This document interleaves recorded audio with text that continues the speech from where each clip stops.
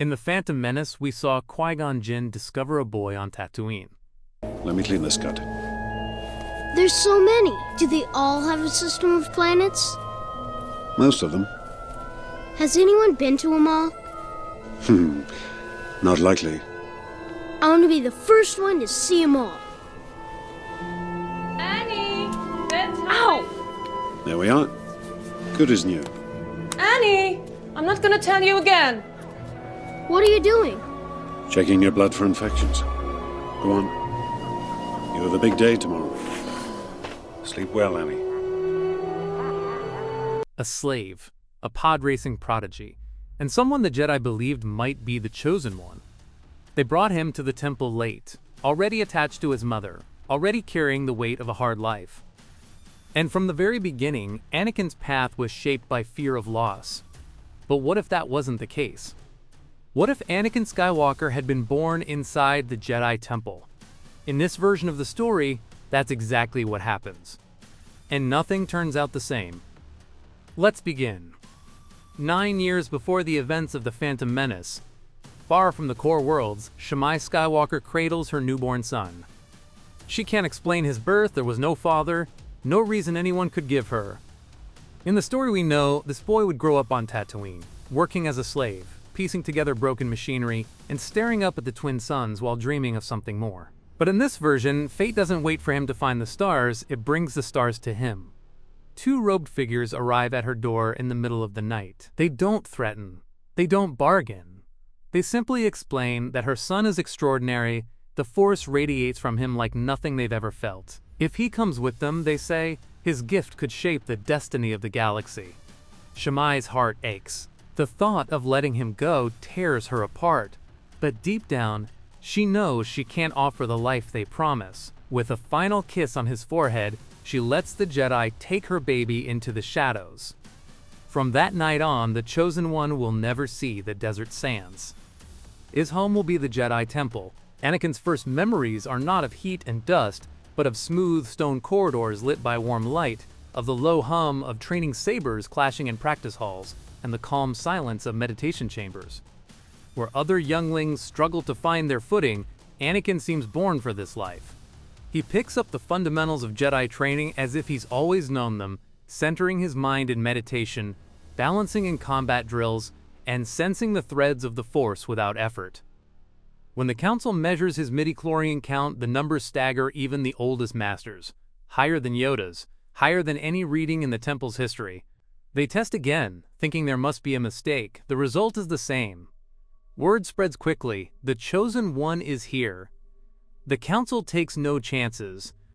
While Anakin trains with the other younglings, he also receives private lessons from senior masters. They teach him the subtleties of the Force, the weight of responsibility that comes with it, and the art of defending without giving in to anger. His classmates watch with a mix of awe and envy. By the age of 9, Anakin's skill already rivals that of many Padawans. His reflexes are lightning fast, his agility unmatched, his awareness of the Force sharper than anyone his age. But the Masters notice something else, his heart. He feels things deeply, connects with people instantly, and carries their emotions like they're his own. It's a strength, but also a risk. Choosing a master for him becomes one of the most important decisions the Jedi Council will ever make. They need someone strong enough to match his power, yet wise enough to keep him grounded. They choose Qui-Gon Jinn. In this timeline, Obi-Wan Kenobi has already completed his trials and is not yet bound to Anakin. Qui-Gon takes the boy as his Padawan, and from the moment they begin, it's clear this is more than a formal pairing. Qui-Gon doesn't teach by simply reciting the code. He questions it, challenges it, and asks Anakin to think for himself. He tells him the Jedi Code is a compass, not a cage. He encourages him to listen to the will of the Force, even when it runs against tradition. When it's time for Anakin to learn a lightsaber form, Qui-Gon introduces him to Itaru, a style built on speed, agility, and acrobatics. It suits Anakin perfectly. Within months, he wields it with a precision that takes most Jedi years to master. By 12, Anakin is already operating at the level he would have reached under Obi-Wan years later in the original story. He and Qui-Gon travel the galaxy on missions that test both skill and judgment, fending off pirate raids, mediating tense political disputes. and dismantling separatist-backed mercenary cells long before the war officially begins. Anakin flourishes in every way. He sees Qui-Gon not just as a master, but as the father figure he never had. And Qui-Gon, in turn, sees a student who could one day become the greatest Jedi the Order has ever known. In this altered reality, Darth Maul never makes his dramatic reveal on Tatooine. Without that encounter, Palpatine plays a longer game. He keeps Maul hidden, feeding his rage, while grooming Count Dooku to be his public apprentice. Palpatine still makes his move to get close to Anakin, though now it happens years earlier. As Chancellor, he meets the young Padawan on diplomatic visits, telling stories about the history of the Republic, subtly planting seeds of doubt about the Jedi. He paints them not as guardians of peace, but as self-righteous arbiters of power. At first it's just conversation. But Palpatine is patient. He knows influence takes time. The difference now is that Anakin has Qui-Gon. Where Obi-Wan was a brotherly figure who sometimes clashed with Anakin's rebellious streak, Qui-Gon's calm presence keeps the boy grounded. When Anakin brings up some of Palpatine's insinuations, Qui-Gon doesn't dismiss them outright, he talks them through, teaching Anakin to weigh perspectives without losing himself. By 18, Anakin completes his trials and is knighted. Years ahead of schedule, his discipline, mastery of the Force, and combat skills make him a standout even among the Jedi's best. He never meets Padme in this timeline. He knows her as a respected senator and former queen of Naboo. But there's no romantic connection. Without that bond, without the looming fear of losing someone he loves, there's a stability in his life that the real Anakin never had. When the Clone Wars break out, Anakin takes on a Padawan of his own, Ahsoka Tano. From their very first mission, they click. She challenges him, questions him, and quickly earns his respect.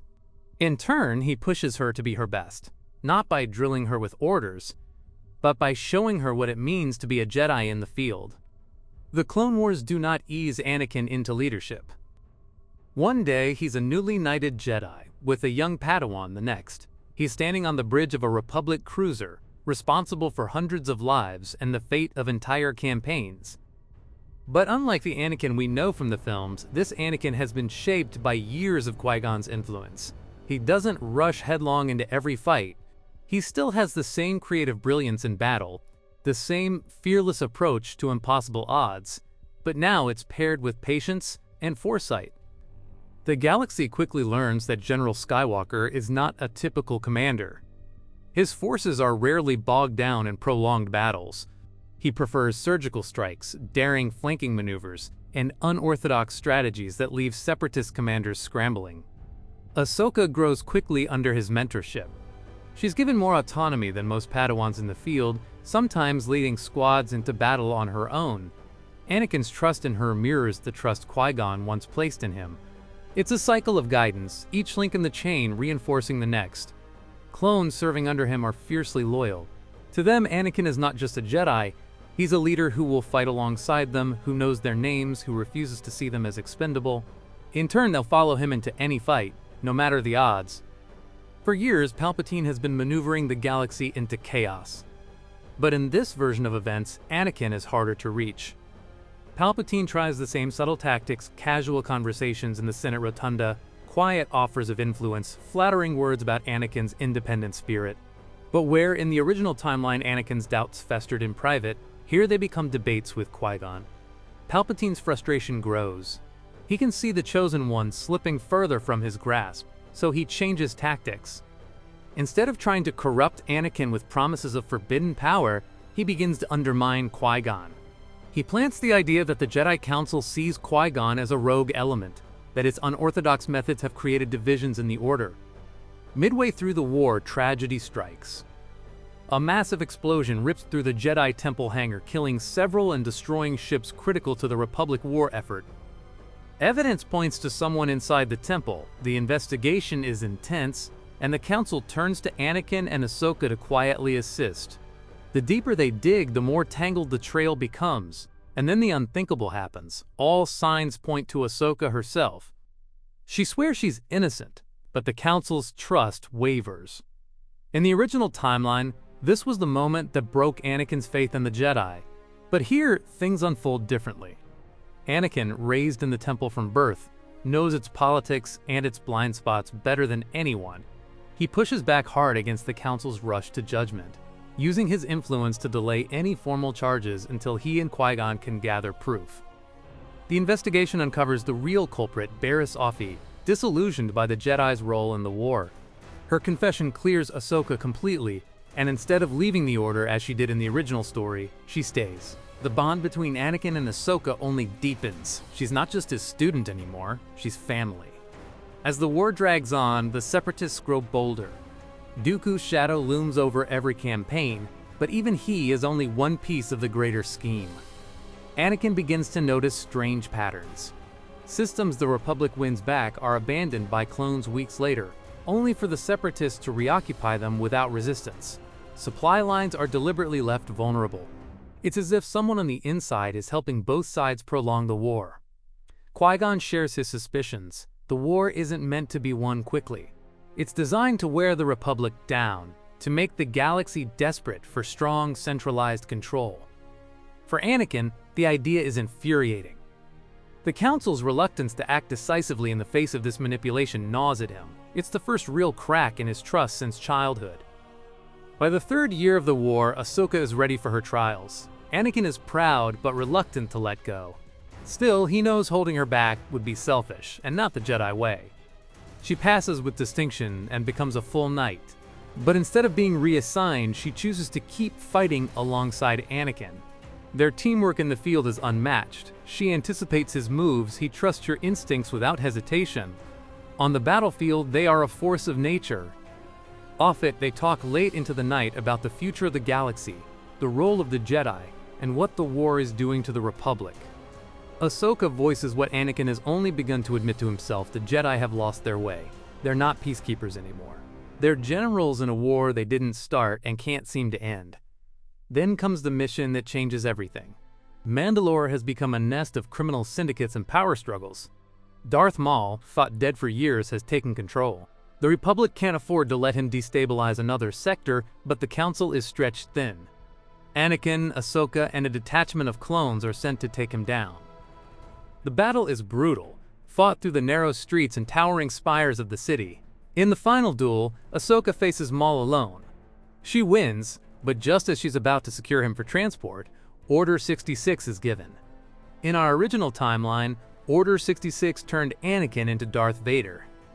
But here the groundwork Palpatine relied on, fear of loss, distrust of the Council, isolation from allies, has never fully taken root.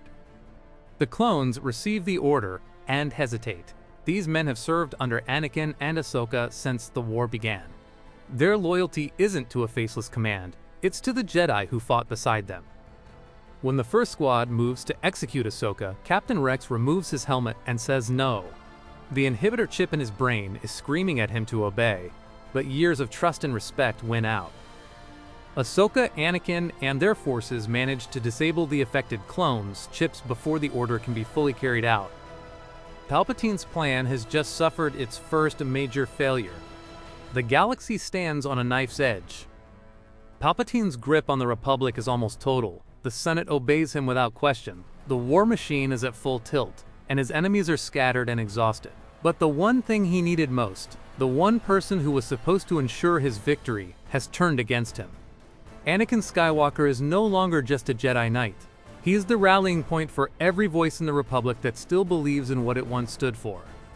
The failed execution of Order 66 changes everything. The Council, battered but still intact, holds an emergency session. For years, whispers about a Sith manipulating the war have been ignored or brushed aside. Now, with Anakin's testimony and Ahsoka's confirmation, the truth is undeniable. Count Dooku is still at large, commanding the Separatists, but he's no longer the ultimate target. The Jedi now know the Sith Master is hiding in plain sight at the heart of the Republic. Qui-Gon, Anakin, Ahsoka, and Yoda form a covert strike team. They move carefully, gathering proof of the Chancellor's true identity. Palpatine senses the danger and begins moving pieces into place, trying to pit the Senate against the Jedi, branding them as traitors who tried to assassinate him. It almost works. Entire sectors cut ties with the Order overnight. Supply lines to the Temple are severed. The war on the front lines grinds to a halt as the Republic fractures from within. The final confrontation happens not in the shadows but in the open. Palpatine calls an emergency Senate session, broadcasting live across the galaxy. His speech is a masterwork of manipulation, painting the Jedi as warmongers, accusing them of plotting a coup, and declaring that the Republic will be reorganized into the First Galactic Empire for its own safety. That's when Anakin steps into the chamber. He's not in armor, not holding his lightsaber, just standing there in full Jedi robes, looking directly at the man who nearly turned him into his greatest weapon. "Your lies end today," Anakin says, and ignites his blade. The chamber erupts into chaos. Guards move in, blasters raised. But then the air turns electric as Palpatine reveals himself at last, the kind, grandfatherly face melting into the mask of Darth Sidious. Lightning arcs across the Senate floor. Senators scream. Anakin blocks the first barrage, driving forward. Qui-Gon joins him, green blade flashing, while Ahsoka cuts down the guards closing in from the side. The fight is a whirlwind of speed and fury. Sidious is faster than they imagined, his attacks a blur of crimson light and searing energy. But he's also facing something he's never prepared for, a chosen one, who has never known fear of loss, never been broken by attachment, never been taught to mistrust his own order. Anakin's strikes come harder, faster, until Sidious is forced onto the defensive. In a final exchange, Anakin disarms him, and Qui-Gon knocks the Sith Lord to the floor. Yoda steps forward, and together they end the Sith threat once and for all. With Sidious gone, the Separatists crumble. Dooku tries to rally his forces, but the loss of their Shadow Commander throws the movement into disarray. Systems surrender in waves. The droid armies are deactivated, and the war is over within weeks. But peace doesn't come instantly. The Senate is in ruins, divided between those who serve Sidious willingly and those who were deceived. The Jedi step into a role they've never taken before, guiding the Republic's political reconstruction. Anakin becomes a symbol of what the Jedi can be, not detached, not aloof, but present, engaged, and willing to take responsibility for the galaxy's direction. The aftermath forces the Jedi to face hard truths. The war showed them how easily they could be turned into instruments of power. The Council knows it can't go back to the old ways, meditating in the temple while the galaxy suffers. Qui-Gon leads the push for reform. He argues for an order that works alongside the Republic without being tied to it, one that takes on fewer political roles and focuses on being true guardians of peace. Anakin embraces this vision completely. He begins training new generations of Jedi with an emphasis on balance, not just in the Force, but in life. Emotional awareness is no longer seen as a weakness. Compassion isn't treated as a liability. The code is still a guide, but it's no longer a cage. Ahsoka becomes one of the most respected knights in the Order's history. She turns down a council seat in favor of working in the field, building alliances with worlds that had lost faith in the Jedi during the war. Together they form a bridge between the old Jedi traditions and a new era that puts the galaxy's people first. In this timeline, Anakin Skywalker isn't a warning, he's a legend. The chosen one who ended the Sith without ever falling, proving power and compassion can live in the same heart. On the Council, he's not feared but trusted, the voice that keeps the Jedi true to their purpose. Generations later, the galaxy remembers the boy born in the temple who saved it through faith in the light. No Darth Vader, no Death Star. Just a single choice that changed everything. What if Anakin Skywalker had been raised in the temple from birth? Maybe the prophecy wouldn't be fulfilled through war and fear. Maybe balance wouldn't come with the roar of starships, but in quiet choices, steady hands, and a life without loss. Because destiny isn't fixed. It's shaped by the moments that change us. And Anakin Skywalker? He wasn't just the chosen one. He was the Jedi the galaxy needed all along. If you enjoyed this alternative timeline, make sure to hit that like button and subscribe for more Star Wars stories. And may the Force be with you.